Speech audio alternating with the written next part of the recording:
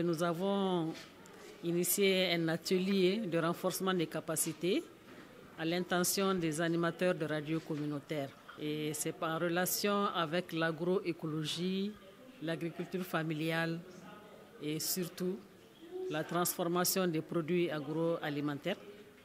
Vous savez que les femmes excellent beaucoup dans ce domaine. La transformation, c'est dans plusieurs buts.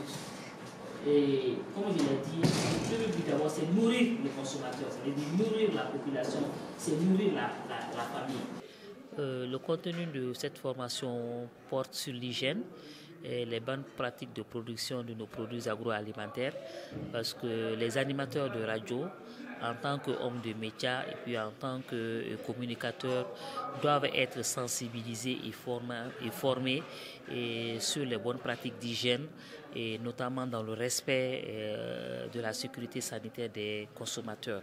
Donc je suis en train de les former un peu sur les différents concepts. Qu'est-ce que l'hygiène et comment observer l'hygiène et comment améliorer la qualité de nos produits transformés.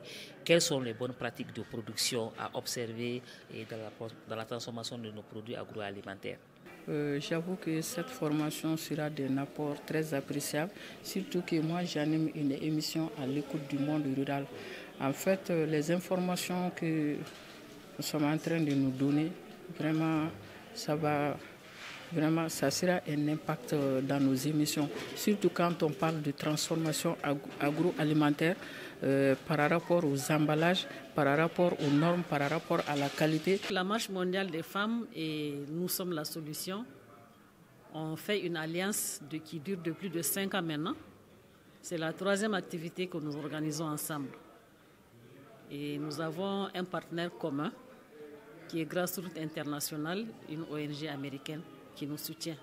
Je ne peux que saluer, féliciter ces bonnes dames, ces guerrières que je nommerai, qui ont eu l'idée, l'esprit de faire avec des grands hommes. De qui je parle des hommes de la communication. Il s'agit de vous. C'est grâce à vous que tout le monde saura que ces femmes aujourd'hui et demain ont fait en sorte que nous désormais, ce que nous consommons, ce que nous vivons sera de mieux et toujours continuera à l'être. On prend un exemple sur le riz. Le riz blanchi comme ça, quand tu le prends et tu le manges à l'état comme ça, tel que la valeur nutritionnelle du riz blanchi vraiment n'est pas énorme. Mais quand tu fais le riz étubé, le fait de procéder à l'étuvage du riz, ça permet d'améliorer beaucoup la valeur nutritionnelle du riz. C'est une formation qui va durer 2 jours. Les animateurs seront renforcés notamment sur les concepts, ça veut dire les 5M, notamment les aspects de transformation agroalimentaire, et qui est l'environnement, qui est le milieu, qui est les méthodes, qui est la main-d'œuvre, qui est la matière première. Donc, quels sont les principes de la transformation agroalimentaire?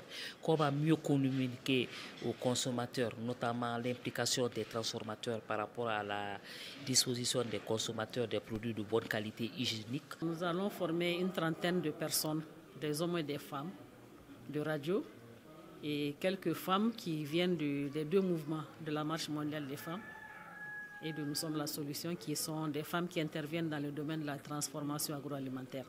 Ces genres d'ateliers, vraiment, ça va vraiment enrichir nos émissions, parce que nous sortirons avec des informations que nous-mêmes, on ne savait pas.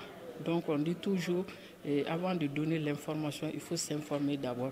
Par rapport à cette journée de formation, la première journée, vraiment, je vois qu'il y a une dynamique.